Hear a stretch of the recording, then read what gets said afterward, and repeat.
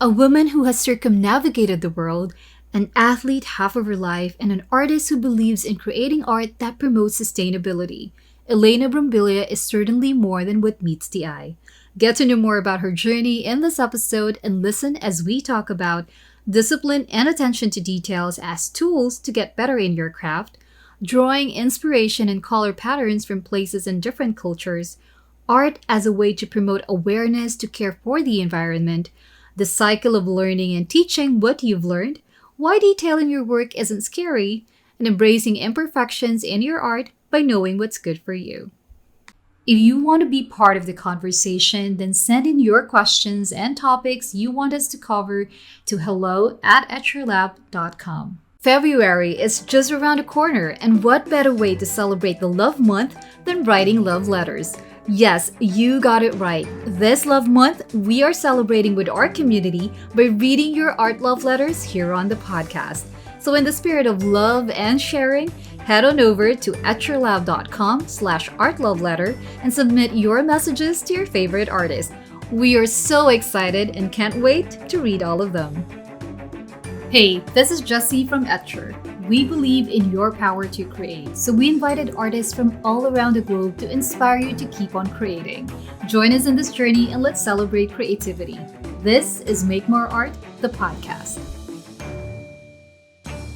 I'm really painting and drawing since I'm a little kid because my family is a family of, let's say, artists. My mom is an interior designer, my sister an architect, my father mechanical designer. So since I was a small kid, I always was able to play with pens and pencils and brushes.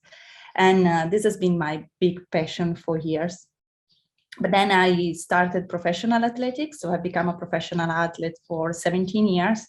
So painting and drawing has always been something on the side, like to help me calm down or to focus on my sport. And in 2015, my husband, me, and my son, we left for a circumnavigation on our sailing boat. And we sailed half the world for 5 years. And this journey didn't allow me to paint too much because I was badly seasick. So painting was something I couldn't do on the boat.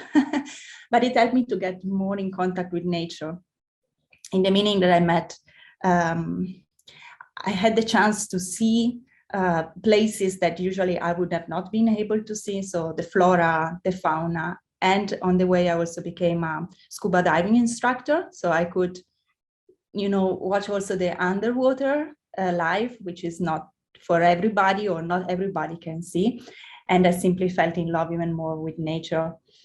On the way, I started to sew a lot, and this is why my brand is called The Sewing Sailor. But once we arrived in New Zealand, I picked up brushes again, and actually during the first lockdown in New Zealand in 2020, I gave it a go to watercolors. And because watercolors are the medium that I felt more close to me, being on the water for so long, so I had to play with water again, but with colors, with brushes, and I wanted to try a new medium. And I wanted to express in my paintings all this, what I had the chance to see during my travel, what is part of my legacy as a small kid, what I've learned back in Italy. My mom, gardener, so I've always been in the garden with her. So this is what now I'm trying to express in my art. The nature, the animals, what surrounds me here in New Zealand, beautiful country full of beautiful birds, for example, fishes. Yes. Yeah. So since 1 year and a half now, I'm doing watercolors and I'm so much in love with this medium.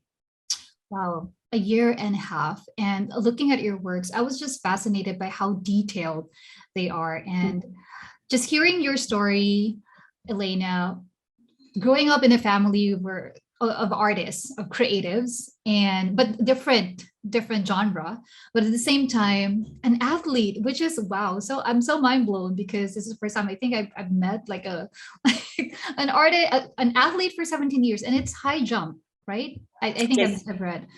Oh wow, what led you to that? Before we dive into the art side, what led you to do? Is it something that you've always loved to do as well? Have you always dreamt of being an athlete when you were young?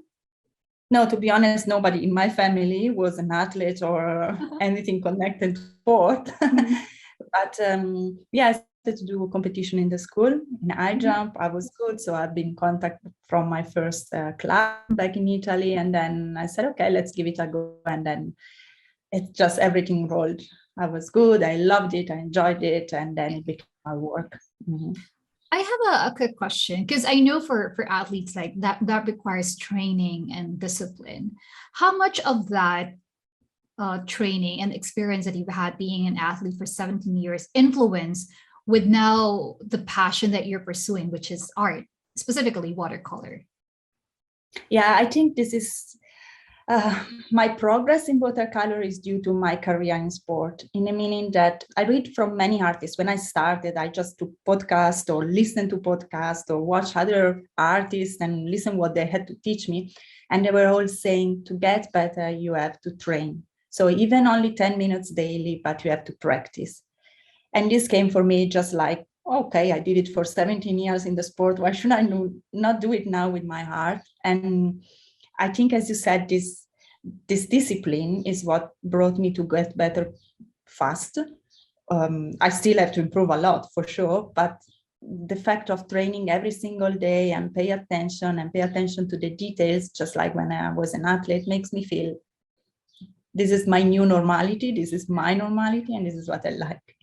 I like when you pointed out paying attention to details because that is really visible in the works that you do as a watercolor illustrator because they're very detailed and you can really tell that you took some time, that you were very intentional with every stroke.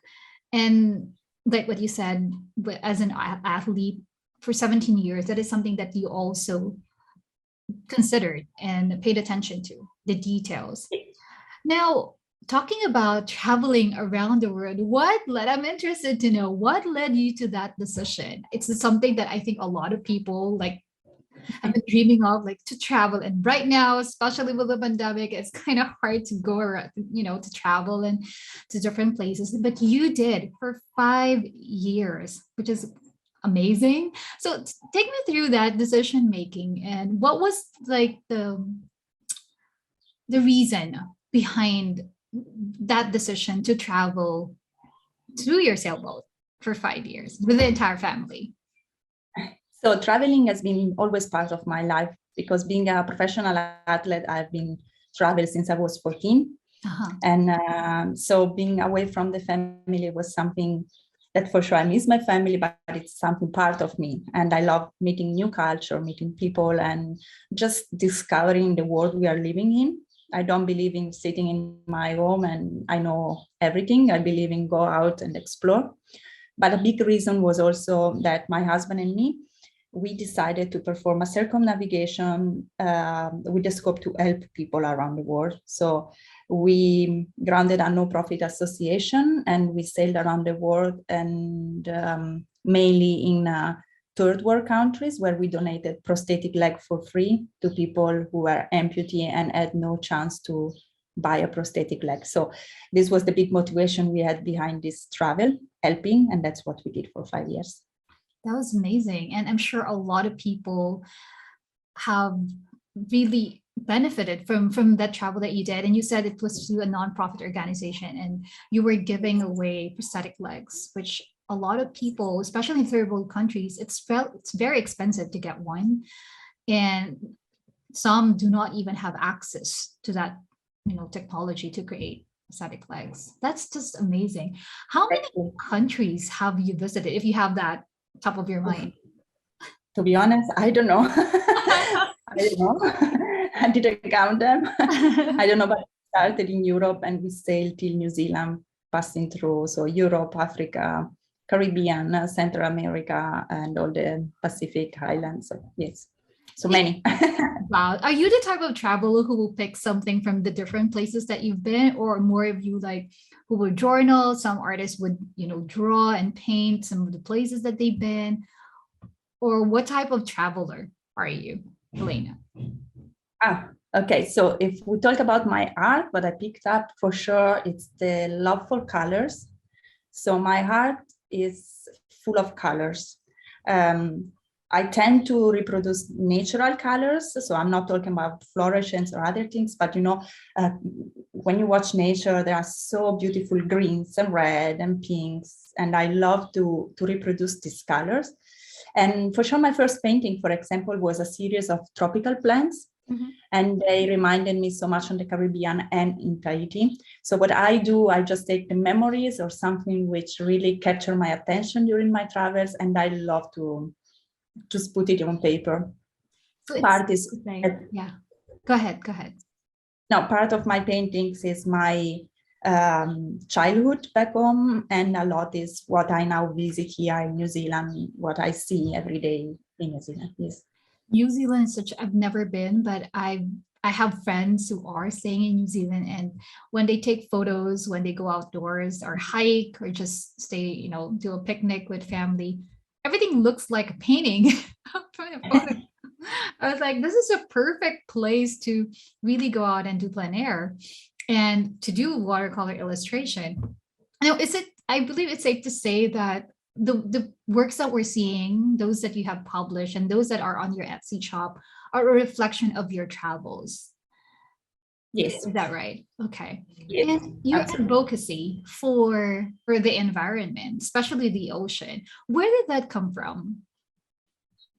So the love for the ocean actually came during the travel. Mm-hmm. We were sailing. I was born in the north of Italy, away from the sea, more close to the lakes. So I always loved water, but I never pay much attention to the underwater world. And during the travel instead, I started to dive. And the moment I put my mask and I dove the first time, I said, okay, I want to go the whole way. I want to become an instructor. I want to promote conservation of the oceans. So for example, I'm also helping building up and reconstructing the reef. Or we took really, both my husband and me, we took care of sensibilizing people to pollution, plastic pollution in the ocean, which is a big problem. And, living on a boat, you are in touch with the ocean, with sea life, with pollution every day. So it just came part of me, of my family. I love all the layers that you have within you, Elena. You're an athlete and you grew up in a family of creatives. And then you sailed, circumnavigate all around the globe, and then became a scuba instructor, and now watercolorist and a teacher, because I know you will be teaching with us. So the teaching part, was it something that you've sort of toyed in your mind, or an idea that this is something that I'm really good at and maybe I can teach this to someone else? Or what was like the thought process behind when Etcher approached you to teach watercolor? Yeah, I have always in mind this motto, let's say like that if you learn something, you should pass it on to other people. There is no point in learning and keep it secret for yourself because you think, I don't know, someone can copy or someone can be better than me. There is no such a thing in my life. If someone is better, I'm happy to help this person to get even better. Then maybe I can learn something. Or if I learn a new technique, or just pass it on for people to be able to share and to be happy. So when Etcher contacted me, I thought, okay, why not? I can pass on what I've learned and maybe I can help someone to improve, or someone just to, get even only an hint or an idea, or just to get in contact with this world. Amazing. And I'm glad that you said yes, because your works are really good and something that I think a lot of our students from Etcher would really benefit from. Speaking of the classes that you will be hosting with us, that you will be holding with us, what will you be teaching for? I know that you're having your live demo on the 18th, but you will have your mini workshop sometime in February 7th, right? What will you be sharing and teaching? So for my mini workshop, I choose a rose hip. I have a small example. Okay. To see. So yes, we will do something like that. Wow. Yeah. And I choose a small subject because, as you said, my technique is full of details, so it's pretty much time consuming. Mm-hmm. So I don't want to promise a big painting and that we are not able to focus. So I choose something small, but where I can explain my technique, which use mainly transparent watercolors, the use of underlayer colors to bring to life the subject, and then for sure the details. So this is what we will do. And it's a bright also subject. So to show that we should not be scared of painting bright colors like red and orange and green, always so careful. Yes. Because when you take the process step by step, then you can do it. And we will use only primary colors. So we will mix our greens, we will mix our oranges and reds. So which is another thing I know many students are really scared of. Yeah, and that's pretty amazing. And I'm glad that you're looking at it from a student perspective as well. When I was starting out, I was so scared of like mixing some colors, but knowing that your class is going to be using primary colors, which I believe everyone has in their palette, then it's going to be easier for them, especially with your guidance on how to mix those colors to achieve a brighter color. And the details. I know for a lot of beginners, this is something that people don't really dabble around that much, because details can be very scary to add in the details. But I know that with the techniques that you will be teaching with them, you will provide some guidance on how to achieve. If you want to learn how to paint that, then go ahead and subscribe to Elena's mini workshop that's happening on the 7th of February. Now, let's take a few steps back, Elena, when you started doing watercolor. And given, I like when you said that since you've been on the water for 5 years and sailing, navigating through the world, it's just sort of, expected that you're going to dabble into something that's related with water, and you ended up with watercolor. But take me through, how did you get started with watercolor? I mean, what were the subjects that you started painting? Were there any sort of research that you did? Did you watch any tutorials? Or is it something that the first time you did it and you just, fell in love with the medium? Yeah. So by the time I started, we were facing the first lockdown here in New Zealand. And just before going into lockdown, I went in a stationery shop, or art supplies shop, which I love. And I've always been fascinated by watercolor, but I've always been scared because of this fact that I felt like I cannot control the water. And for a person who likes controlling and details like me, was scary. But then I said, okay, come, let's buy them and I will give it a try. And when we went into lockdown, I said, what better moment? Let's try. But the downside was that I was not able to go to any course because obviously we were isolating. So I started to take online courses, to watch other artists, and and simply sit down and try to paint and to get better. And I've been directly interested in botanical watercolors, because this is what I liked, but also this is what I said, fascinates me, so nature. And so I started slowly, practice every day, even a little bit, and now I'm trying to dive more and more into it. Thank you, Elena. So I like when you said that initially it was a bit challenging for you, but you took that challenge and then went for it. Because watercolor can be very tricky because it involves water, and when you mix it, the tendency to lose control is high, versus acrylic, which I heard one artist said that it doesn't move. It's a medium that doesn't move. Well, you took that challenge, and now you will be teaching those techniques that you've learned along the way in a year and a half of painting watercolor, using botanicals and even animals, right? Yes. As your subjects. When you were starting out with watercolor, aside from, of course, it's a challenging medium, along the way while you will start learning, was there a point in time that you thought of, this is really a very difficult medium, maybe it's not for me and I should try something else? I ask that because I know that you do sewing as well, given Sewing Sailor is your Instagram handle. But was there any thought of that during the entire process of using watercolor? And if you had, how did you overcome them? Yes, absolutely. I think it's normal in the life of an artist to have this moment, not only at the beginning, but I don't know, randomly, this moment comes up. And how did I overcome them? First of all, because having been an athlete, I always face challenges. Sorry, I don't step back. I take the challenge and I go in front.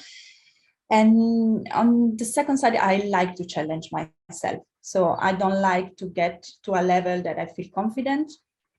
And then I say, okay, now I can stay to this level. I always want to get better. But I also believe that it's through the challenge that you get better. So if you are happy with yourself, if you settle, you will not make the next step. So I always push myself to try the next step through a lot of failings, for sure. But I also believe that you need to fall to stand up stronger. So I think it's just a little bit of a mindset, but this is what I also want to pass on to our students, that you should not be scared, you should not be defeated by the small fails. And this is why also I choose such a subject, which can be really scary, like mixing greens, mixing oranges, to show that if you simplify things and if you face them, you can do that. And then it gives you really, really a lot of strength and empowers you, and then you feel stronger and you go on. Beautifully said. I wish that anyone would hear this, will take those words to heart, because I think it's really important that when we face a challenge, like what you said, that you don't just give up. Yes, there will be times that you will fail, and that's part of the process of growth.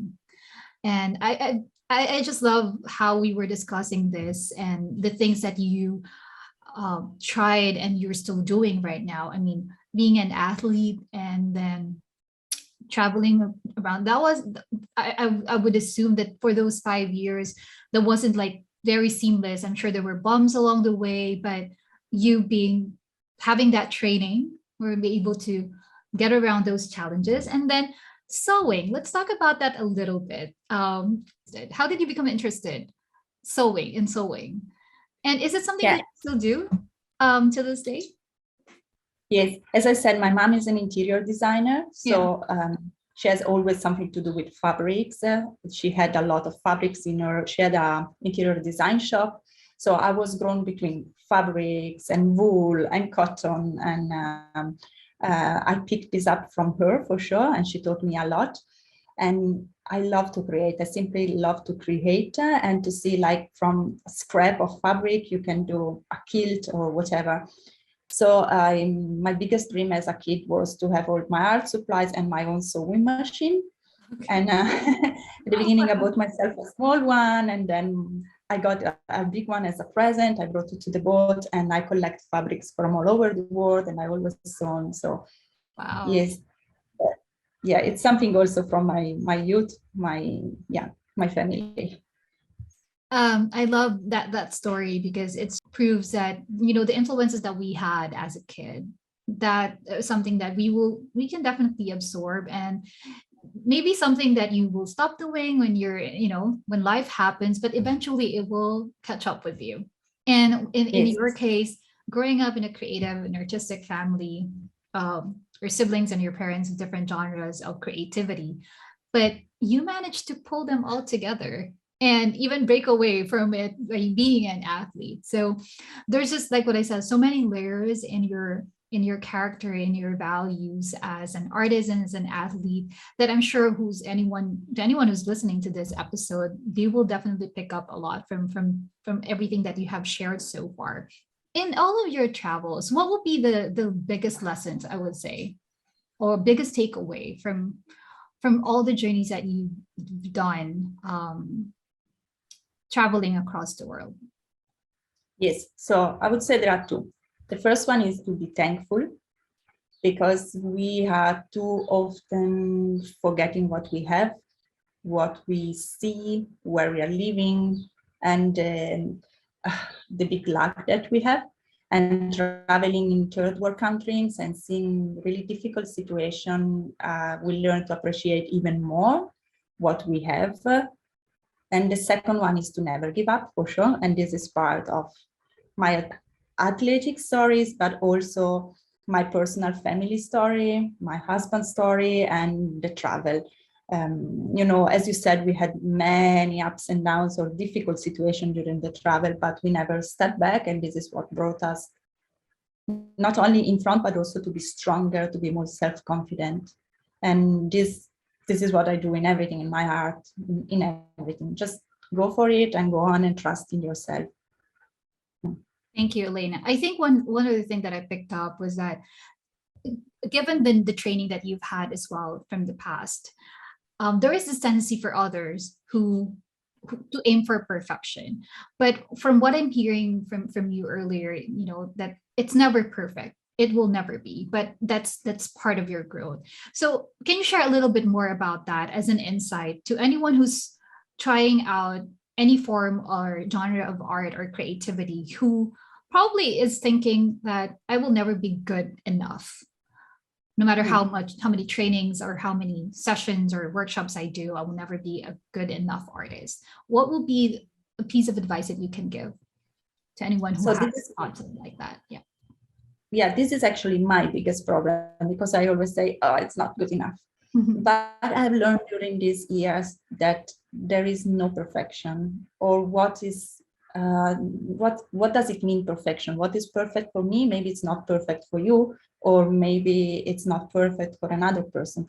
So what I've learned, and I'm still learning, is to find what is good for me, what I think is a good level, and not to search for perfection in the eyes of other people, or perfection watching what other people do. So what I think, to get better, I simply have to practice. So let's not look for the perfection, but let's look for getting better. And somehow, someday, I will get there where I want to be. But on the other side, since I'm a perfectionist, I also, I'm not happy just to do something, just to do it. Okay. So what I want to say, engage yourself, just put all yourself in what you do, and then be happy. Because once you put all your efforts, then you can be only happy and try to get better.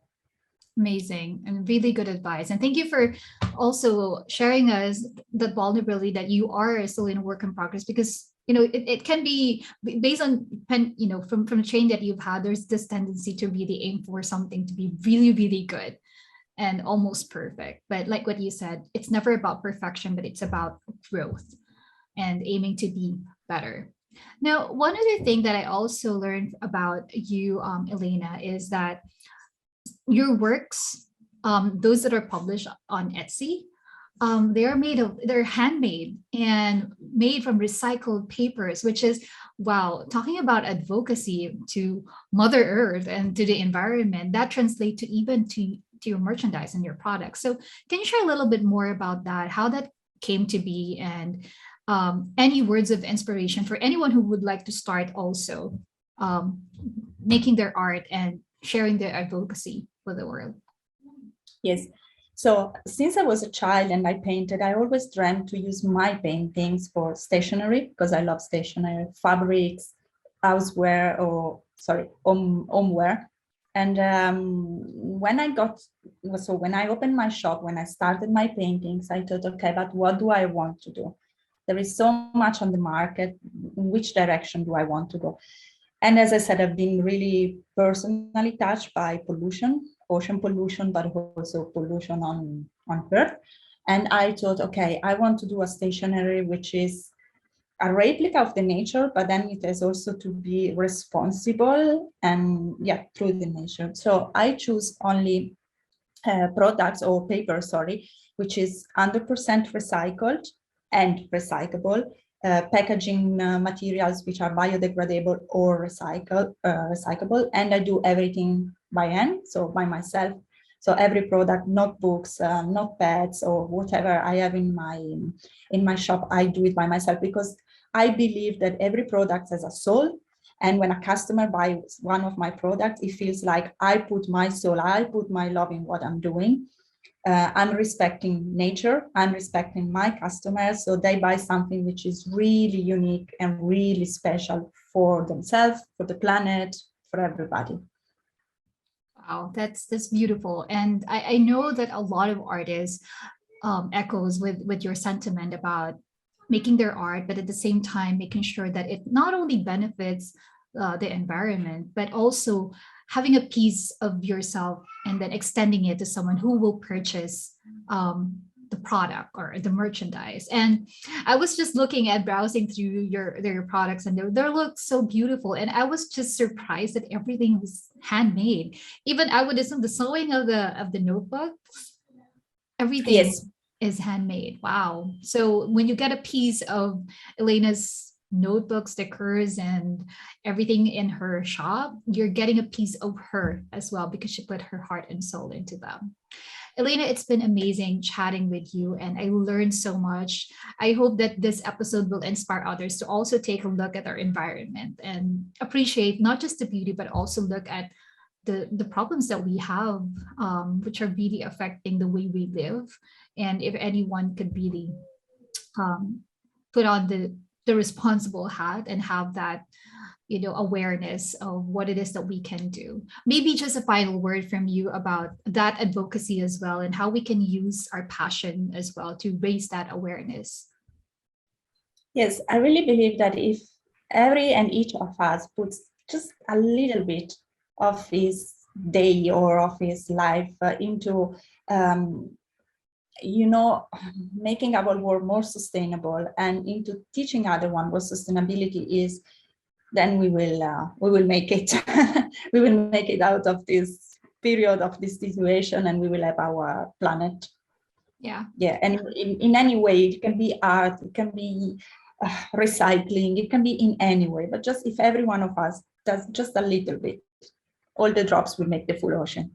Oh wow, all the drops will make a full ocean, just a little bit. So that's just an encouragement to everyone who are listening to this episode. Thank you so much, Elena, for sharing your art, your heart with us, and that advocacy. I'm sure it has, raised an awareness of what are the things that we can do to make our world a better place to live in. And we look forward to your class, which is happening on the 7th. Your live demo is on the 18th of January. So if you are interested to learn more about her techniques and her process and just how to add those details and achieve them in a very simple manner, then go ahead and watch out for Elena's live demo and mini workshop. Thank you, Elena, for being on Make More Art. And I really enjoyed our conversation. Stay safe, and I'll speak to you again soon. Thank you. Thank you. Bye. Bye. That was such a stimulating conversation with Elena. I learned so much, and my awareness was heightened with her love for the environment. What about you? What is your advocacy, and have you thought of incorporating art to raise that awareness too? Do let us know by sharing your comments through the blog post associated with this podcast at etcherlab.com/Elena. Want to know what goes behind the scenes here at Etcher? We heard ya. We are lifting the curtain and giving you VIP access to do just that. Get to know who does what here at Etcher Lab.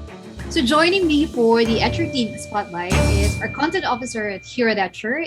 His name is Justin Laurente, and he's a person who loves dogs. I'm sure you guys are interested to learn more about his work and his dogs. So please welcome to Make More Art, the podcast. Hi, Justin. Hi. How are you doing, and how are your dogs? I'm doing fine. My dogs are doing fine as well. I think they're doing too fine. They're small dogs. They're called Dachshunds, and they're those long wiener dogs. And I think my dogs are too fat even for Dachshund standards. Really? You've been feeding them Yeah. up. And I know that you play an instrument, because I know that you're into music and you tend to play and they are your audience. So can you share a little bit more about that? Yeah. So before I finished college, I was playing music, and my instrument is the drums. So whenever I de-stress, I just play the drums with backing track. But the thing is, it's kind of too loud, even for my dogs. That's why whenever I play the drums, they just bark a lot because they think the house is in danger or something, and that's why they bark a lot. And it's kind of funny, but I kind of feel bad sometimes. It's good that you have an audience when you play the drums. So whether they whether they like it or not, they don't have a choice. But okay, thanks for sharing about them. I have a lot of dogs too, but talking about your work as a content officer, I know you are the person behind the recordings that our audience or our students can watch every time that they subscribe to our website. They watch the mini workshop. So can you share a little Mhm. bit more about what you do as a content officer? Because I would assume there's more to that than just editing the recording. Mhm. So for the first half of 2021, I was responsible uh, for basically all of the recordings, both for the short class and the long classes one. Mhm. And other than that, I also handle mini workshop ads and other requests. Usually the ads that you see on Facebook Yeah. where it says go to Etcher now. It's probably chances are it's probably made by me. And the I'm ads happy. are really important because it creates that awareness that we do have the mini workshop, Yeah. right? So without With the regards ads, to that, yeah, with yeah. regards to that, I also made the ads recently for inviting our audience to join Mhm. the Facebook group that we have, Yeah. where you can interact with the artists who are also doing workshops. Mhm. Yeah. That one is So really, find it really cool for them to be able to have that personal conversation through the Facebook group, and people are really learning from that group alone. What's uh, a typical day for a content officer, since you do a lot of editing videos and, well, creating content for Etcher? Do you have like a strict timeline that you follow, or what's your typical work dynamic? I try to follow a certain schedule because I already have an idea how long it takes for me to, for example, edit a recording, Mhm. but it usually doesn't go that way. So as long as I get to finish the task that I told myself I'll be doing today, that's my goal. But usually the day starts with mostly meetings Mhm. with Yeah. content team. Then I get to talk with Anya and the others regarding the upcoming projects that we'll be having. Yeah. Then probably after lunch, it's all about recordings because recordings do take a lot of time. I have to basically watch every workshop recording, especially now because we need there have been more recordings lately. Yeah. Mhm. There have been a lot of workshops lately, so I have to, and everything's just every artist is different. I The thing agree. is, Agree. we don't really follow a certain formula to how the artist goes about with his workshop. Mhm. So I just can't have a template to how I'm gonna record it. It really depends on how the artist flows. And Yeah. yeah, for the most part, it will take the entire day just to finish one or two recordings. So That's really amazing. I mean, I have sort of an idea of about video editing because I do some edits as well and for the podcast, but I believe it's different for like watching the entire video of a mini workshop. And it's the same with like wedding, like the SD, same day edit or some sort. Like you're trying to tell a story. So you have this recording, but at the same time you want to have a flow and make sure that it's the personality of the artist and the flow of the hmm, techniques as they are doing it will actually be showcased in your recording. So you are not only a content officer, but you're also a storyteller in order for I'd you like to think to, so as well. yeah, because I mean, if you think about it, you like what I like the point that you made that every artist is different. So you taking the time to watch their videos and trying Mm-hmm. to really see how am I gonna, which parts I'm gonna cut, which part did I connect to, or Mm-hmm. whatever type of edits that you're gonna make. Really takes intention and that mindset that I want to tell a story. So my other question, Justin, is what do you like most about being a content officer and being part of Etcher? I think it really is just about the community because prior to working with Etcher, I was working on a what I guess you can say a dead end 9 to 5 job where Mm, it's not even fun at all.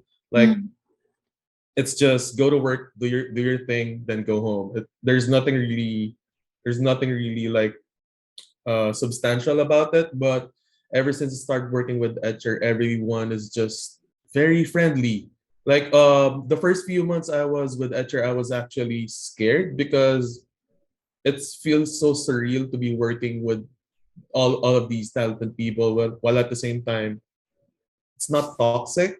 Mm. It's for me it's really alien of me to find a workplace that isn't toxic, and Etcher is the total opposite of toxic, which I really appreciate. I'm still getting the hang of it, but I really appreciate the community we have.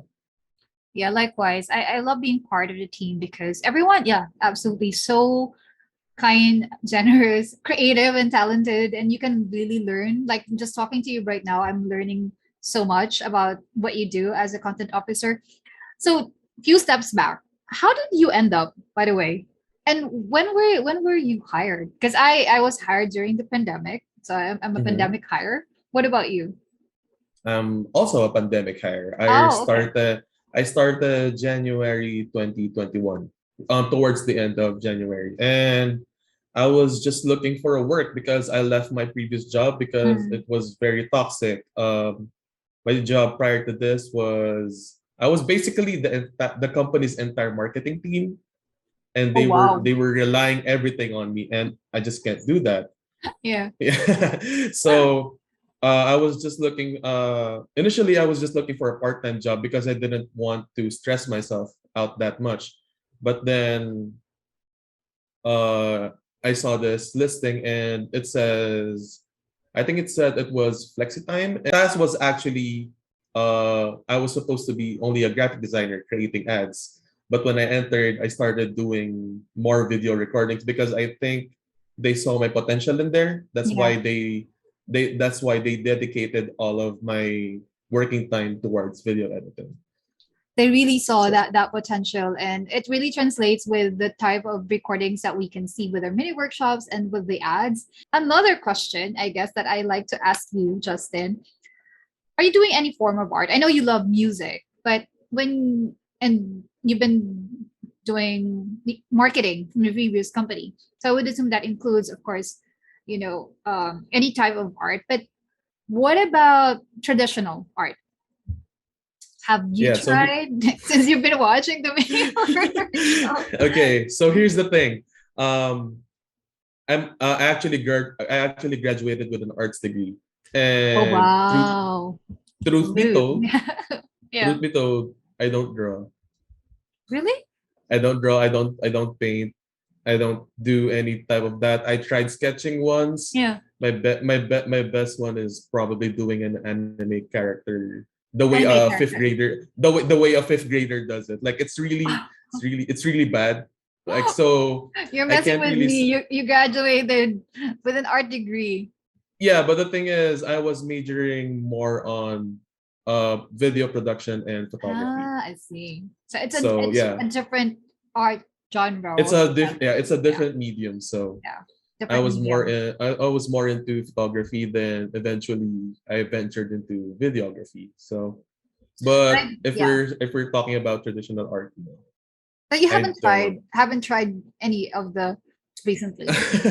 Actually, I probably gonna give it to the because I've been watching a lot of Yeah. recordings. It came to a point where I actually bought a set of Posca markers because like I just want to try it because Yeah. I was just looking at the recording like maybe I can do it as well. So I Yes. bought my own set of markers. Then I think it's Bolchen art. I forgot the artist, but because her artworks were very colorful and they looked simple enough, so I gave it a try. Yeah. But that's as far as I go, to be honest.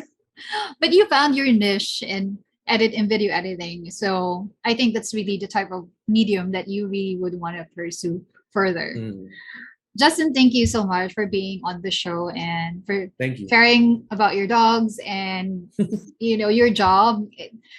Sometimes when you think about content, I think about like social media part of it, like what you post, and but with Etcher, we do a lot of content like videos, more on videos, and there is really a person who is behind all of those. So thank you for making sure that our students get the best of the recordings and the learnings from that recording. It was nice chatting with you, Justin, and speak to It you was nice again chatting soon. with you. Yeah, in any of our meetings. Yeah, soon. Thank you, Justin. Yeah. Bye. Thank you. Bye. We would love to hear your thoughts, so please drop us a 5-star review on the Apple Podcast, or you can find us on YouTube at Etcher Studio. And hitting the subscribe button is greatly appreciated. Thank you so much for tuning in, and we'll catch you again next time. Until then, let's make more art.